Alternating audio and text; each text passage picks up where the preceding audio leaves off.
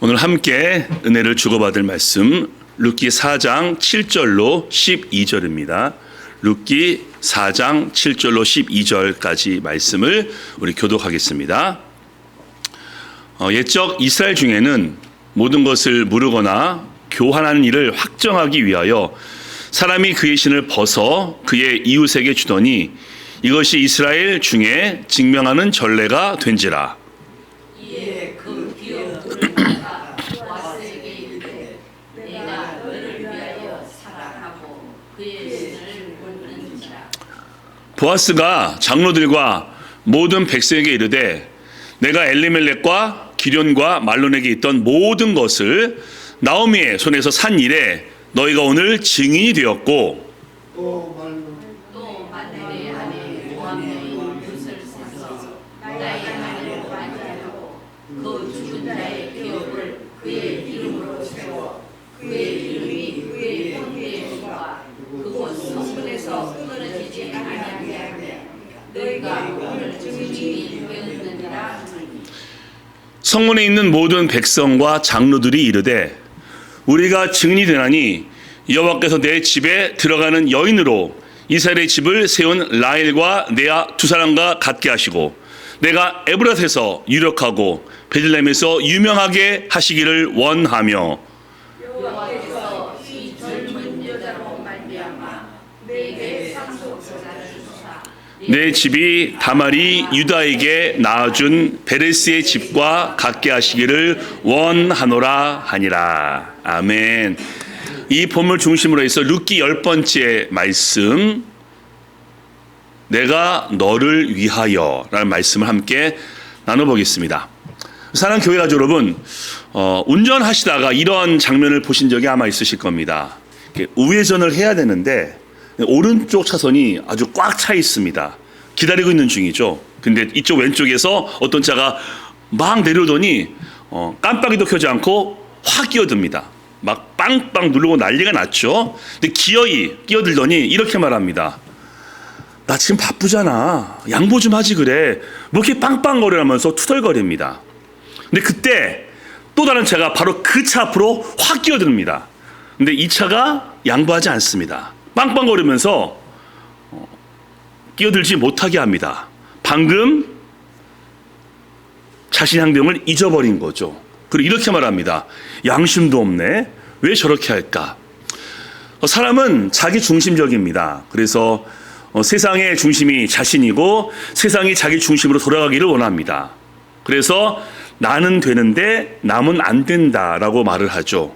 그리고 나는 손해를 볼 수 없는데 다른 사람은 어쩔 수 없이라고 얘기하기도 하죠. 자, 지난주 설교 제목이 뭐였죠? 기억나십니까? 손해가 있을까 하여. 누가 왜 그런 말을 했을까요? 아시다시피 보아스가 룻과 약속을 합니다. 내가 너희 집안의 기업을 물러주겠다 라고 약속한 뒤 고엘 기업 물을 자 1순위, 성경은 아무개라고 얘기합니다. 묻습니다. 어떻게 할 겁니까? 라고 했을 때 이 아무개가 대답합니다. 처음에는 룻과 혼인하겠소 라고는 순식간에 돌변하죠. 룻과 혼인하지 않겠습니다. 왜요? 손해가 있을까 하여 라고 말합니다. 나에게는 이익이 전혀 없으니 나 그렇게 할 수 없다라면서 거절합니다. 그리고 오늘 설교 제목이죠.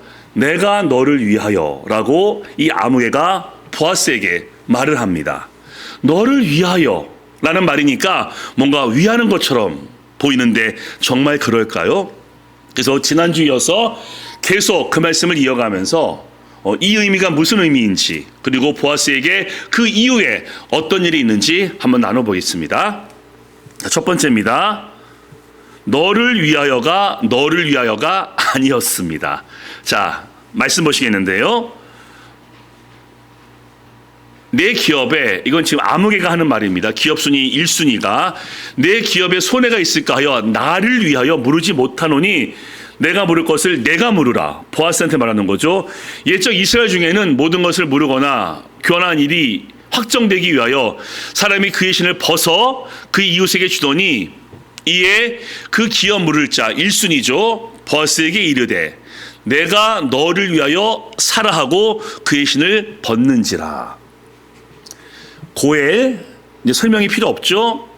기업 무릇 1순위가 거절합니다. 내 기업에 손해가 있을까 하여 나는 엘리멜렉의, 나오미의 집안의 대를 잇지 않을 것이고 룻과 결혼하지 않겠다. 왜요? 나를 위하여. 내가 중심입니다. 왜? 죽은 엘리멜렉 대신 땅을 사주면요, 금전적인 손해를 보게 됩니다. 그리고 자신의 이름이 아니라 엘리멜렉 이름으로 아들을 낳게 되면요, 나는 뭐야? 라는 계산이 된 거죠. 그러면서 보아스가 이순이니까 이렇게 말합니다. 내가 너를 위하여 이것을 사라 라고 말합니다. 자, 이 말은 굉장히 모순이 있습니다. 나는 손해인데 보아스는 손해가 아닙니까? 본인에게 이익이었으면 룻과 결혼했겠죠. 이익이 아니니까, 손해니까 보아스에게 넘기는데 너를 위하여 사라 라고 말하니 뭔가 조금 앞뒤가 맞지 않습니다. 게다가 저기 내가 너를 위하여에서 너를 위하여가 히브리어로 케네라크인데 너의 유익을 위하여라는 뜻입니다. For your own benefit. 나에게는 손해가 있지만은 너한테는 이익이야 라고 말하니 말이 안 되죠. 본인에게 이익이었으면요, 룻과 결혼했어야죠. 어불성설입니다. 말이 안 됩니다. 나는 손해인데 너는 이익이야. 나는 되고 너는 안 돼. 라는 그런 심정으로 말하고 있는 것입니다. 차라리 이렇게 말했어야죠. 보아스님, 나는 기업을 무르지 못하겠으니 미안한데 대신 부탁합니다. 라고 말을 했었어야 됩니다. 아까 말씀드린 대로 사람은 자기 중심적입니다. 인정합니다. 동의합니다. 저도 그렇거든요. 저도 제가 중요하고 저 중심적입니다. 인정합니다. 그런데 저 아무개처럼 지나친 것은 우리가 조금 지양해야 되겠죠. 나는 손해인데 너한테는 이익일 거야 가 있을 수 있을까요? 물론 있을 수 있지만요, 일반적으로는 그러기 쉽지 않습니다. 나도 손해이면은 너도 손해입니다. 그리고 나에게 이익이 되면은 그 사람에게도 권해줘야 되겠죠. 근데 나 중심이고 내 이익이 가장 중요하기 때문에 자신은 손해인데 보아스에게는 너의 유익을 위하여 룻과 결혼하라고 그렇게 권합니다. 제가 지난주에 그 넷플릭스에서 참교육이라는 그 한국 드라마를 봤습니다. 그 여러 가지 이야기 중에서 이런 장면이 나옵니다. 이 학부모가 자녀를 학교에 맡겼는데 이 선생님한테 너무 무리하고요, 갑질을 합니다. 왜요? 내 아이가 소중하니까 내가 선생님에게 이렇게 해도 상관없어 라는 심정이죠. 자, 그러자 그 선생님을 보호하기 위해서 파견된 감독관이 이렇게 말합니다. 학부모님, 당신의 자녀가 중요한 것처럼 이 선생님도 누군가의 귀한 자식입니다. 그러면 안 되죠 라고 얘기하니까 이 학부모가 이렇게 말합니다. 내 자녀가 가장 중요해. 내 아들이 가장 소중하기 때문에 상관없어 라고 말합니다. 이게 많은 사람들의 솔직한 모습인 것 같습니다. 나는 되고 너는 안 되고, 난 손해면 안 되고 너는 손해도 상관이 없고 라는 것이죠. 우린 당연히 그렇게 하면 안 되겠죠. 나에게 손해면 일반적으로 다른 사람에게도 손해니까 권하면 안 되겠죠. 나한테 이익이면은 상대방에도 유익이 될 수 있으니까 권해야 되겠죠. 그리고 나와 내 유익이 중요한 것처럼 다른 사람과 그 사람의 가정과 그 사람의 유익도 중요함을 우린 늘 기억해야 됩니다. 성경은 말씀하죠. 빌립보서 2장 말씀에 겸손한 마음으로 각각 남을 낮게 여기고 자기를 돌아볼 뿐더러 각각 다른 사람의 일을 돌아보아 나의 기쁨을 충만케 하라. 아멘.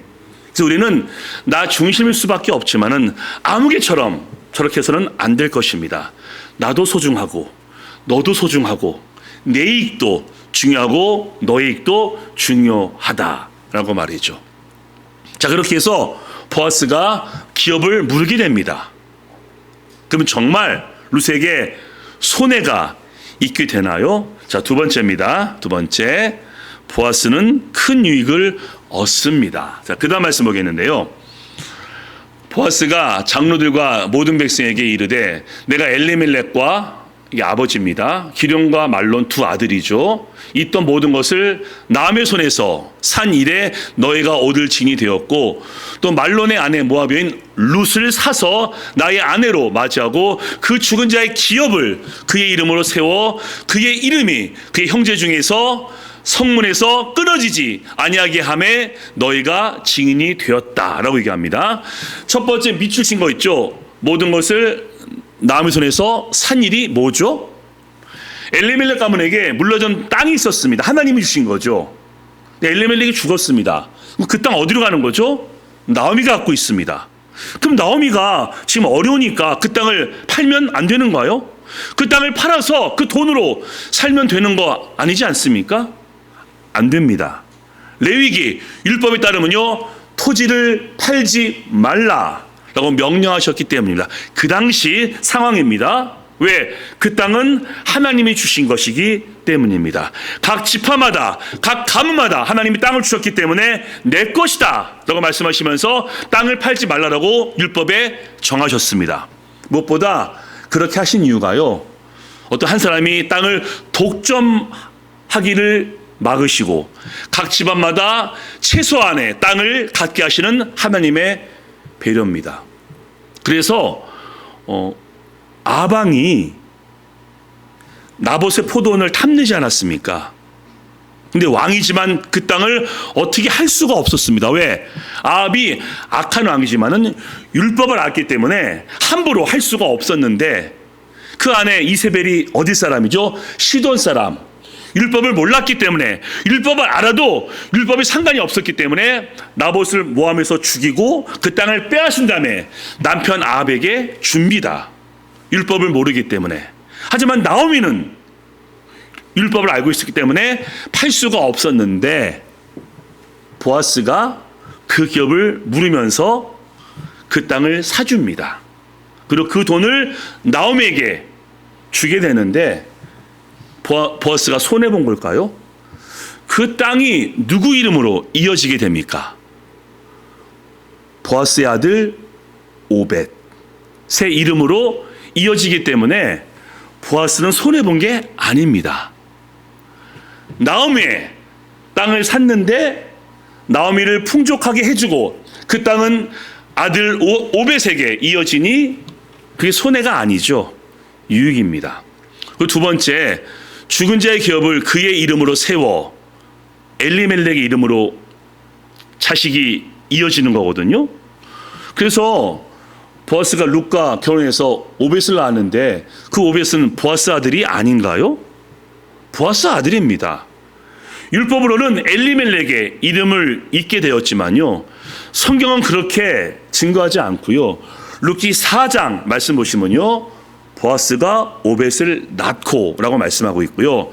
족보인 마태복음 1장에는 보아스가 룻에게서 오벳을 낳고 라고 표현하고 있고요. 누가복음 3장에서도 그 위는 다윗이요, 그 위는 이새요, 그 위는 오벳이요, 그 위는 보아스라라고 말씀하고 있습니다. 엘리멜렉의 가문을 이었지만은 보아스의 이름이 구약과 신약에 기록되어져 있습니다. 손해본 게 없습니다. 유익을 얻게 되죠. 전도서 11장 1절은 이런 말씀이 있습니다. 너는 내 떡을 물 위에 던지라. 여러 날 후에 도로 찾으리라 라고 말씀합니다. 떡을 물에 던지는 게 뭡니까? 낭비하는 거지 않습니까? 물속에 들어가니까. 남을 섬기는 것은 손해를 각오해야 됩니다. 누군가를 섬기기 위해서는요, 신경을 써야 됩니다. 마음이 따라야 되겠죠. 시간 내야 됩니다. 만나줘야죠. 그리고 어떤 경우는 물질도 필요합니다. 섬김과 선행은 떡을 물에 던지는 것처럼 내가 뭔가 손해를 볼 수 있는 여건이 조성될 수 있습니다. 근데 뭐라고 말씀하시죠? 며칠 후 도로 찾으리라. 너의 선행이, 너의 섬김이 손해인 것처럼 보일 수 있지만은 내가 보고 있다. 내가 갚아주리라 라고 말씀하신 하나님의 약속입니다. 보아스가 손해를 감수하고 룻과 결혼했지만은 보아스가 유익을 얻은 것처럼 말이죠. 게다가 보아스라고 이름을 부르게 되면요, 누가 떠오르실까요? 예수 그리스도. 첫 번째는 보아스의 이름이 족보에 기록되어 있습니다. 예수님의 조상으로 다윗의 증조 할아버지로. 그래서 보아스라는 이름은 예수님의 족보를 기억하게 하는 그런 이름입니다. 또한 보아스의 희생과 섬김이 예수님의 희생과 섬김을 떠오르게 합니다. 보아스가 어떤 유익을 생각하지 아니하고 손해를 감수하고 희생했듯이 우리 예수님께서 우리 죄를 대신해서 십자가에서 죽으십니다. 어떤 대가도 어떤 유익도 바라지 않으시고 우리의 모든 죄를 담당하기 위해서 예수 그리스도께서 십자가에서 죽으시니 얼마나 은혜이며 얼마나 감사합니까? 우리가 구원받았죠. 구원의 다른 말이 뭐죠?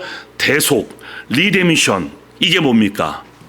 우리의 죄값을 예수님의 생명을 지불해서 갚으셨다 라는 뜻입니다. 그래서 보아스를 생각하면은 예수님이 우리는 떠오르게 됩니다. 그래서 사는 교회 가족 여러분, 우리 하나님을 위해서 예배하고 충성하고 있지 않습니까? 손해가 아니고 유익이며 영광이며 복인 것을 믿으시기 바랍니다.